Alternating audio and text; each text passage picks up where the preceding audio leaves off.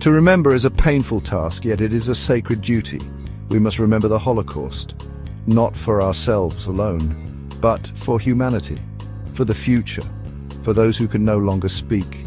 Their silence cries out to us. We must listen, we must bear witness. Forgetting is not an option. Forgetting would be a second death. It would be a betrayal of the millions who perished. Their memory must live. The Holocaust was not a myth, it was real, it happened. Men, women and children suffered. They suffered unimaginable horrors. Their lives were stolen. Their dreams were turned to ash. We must confront this truth. We must look it in the eye. Even when it burns, even when it makes us weep. This pain is part of remembering. The darkness did not arrive suddenly. It crept in, slowly, insidiously. In Germany, a man named Adolf Hitler rose to power. His Nazi party promised solutions. They promised greatness. But their words were filled with poison. They spoke of a master race. They blamed others for Germany's problems. They targeted the Jewish people. Fear and propaganda became powerful weapons. Many listened, many believed, or they chose to look away. Laws began to change. Jewish people lost their rights. They were no longer citizens. They were outcasts. Their businesses were taken. Their synagogues were burned on Kristallnacht, the night of broken glass. The world watched. Some protested weakly, others remained silent. This silence was an encouragement. It allowed the darkness to grow. It allowed the hate to fester. The initial steps were small, but each step led further down a terrible path, a path towards the unthinkable. As Nazi Germany expanded its control, a new horror began. Ghettos were created. These were small, overcrowded areas in cities. Jewish people were forced to leave their homes. They were herded into these ghettos. Walls were built around them. Barbed wire sealed them off from the world. Life inside was a constant struggle. Hunger was a daily companion. Disease spread rapidly. People lived in fear. They lived with death. The ghettos were prisons. They were waiting rooms for something worse. In places like Warsaw, Lodz and Krakow, ghettos became symbols of suffering. Families were crammed into single rooms. Food was scarce. Medicine was almost non-existent. Children starved. The elderly died from neglect. Yet even in these desperate conditions, people tried to live. They formed secret schools. They held religious services. They wrote diaries. They created art. They tried to maintain their humanity. They resisted in small ways. They clung to hope, even when hope seemed a distant memory. The ghettos served a cruel purpose for the Nazis. Section 4. The Kingdom of Night Concentration and Extermination Camps. The journey ended in places of unimaginable horror. Concentration camps, extermination camps. Names like Auschwitz-Birkenau, Treblinka, Sobibor, Belzec, Dachau, Bergen-Belsen. These names are forever etched in human memory. They represent the lowest point of human cruelty. Here, the Nazi regime implemented its final solution, the systematic murder of Europe's Jews. Millions were killed, men, women, children.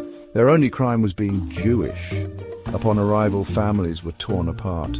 The weak, the old, and the very young were often sent directly to gas chambers. Others were selected for forced labor. They worked until they collapsed. From exhaustion or starvation, they endured brutal conditions, freezing cold, searing heat, constant hunger, cruel guards. Medical experiments were performed on prisoners. Human beings were treated as less than animals. Death was everywhere. It was in the air they breathed. It was in the eyes of their fellow prisoners. The extermination camps were factories of death. Section 5. Whispers from the abyss, voices of survivors, echoes of resilience.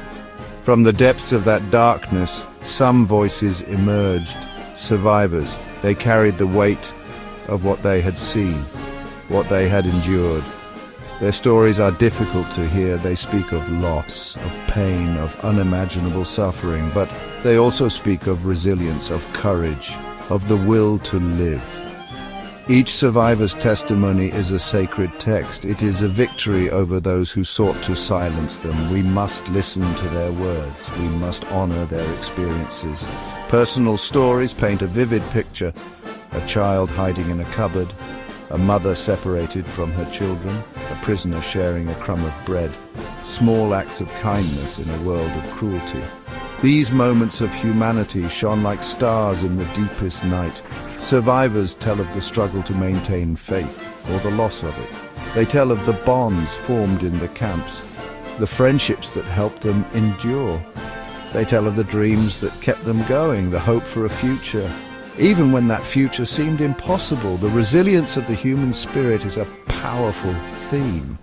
People found ways to resist, not always with weapons, but with their minds, with their hearts. They remembered prayers. Section 6. A scar on the world, global impact and enduring lessons.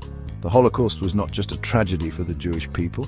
It was a tragedy for all humanity. It left a deep scar on the world. It challenged fundamental beliefs about progress, about civilization, about human nature. The world had to confront the reality of organized, state-sponsored genocide. It had to ask how such a thing could happen in the heart of modern Europe. The answers were disturbing. They pointed to failures at many levels. One of the most important lessons learned was the danger of indifference. The world knew that Jews were being persecuted, yet for too long many nations stood by.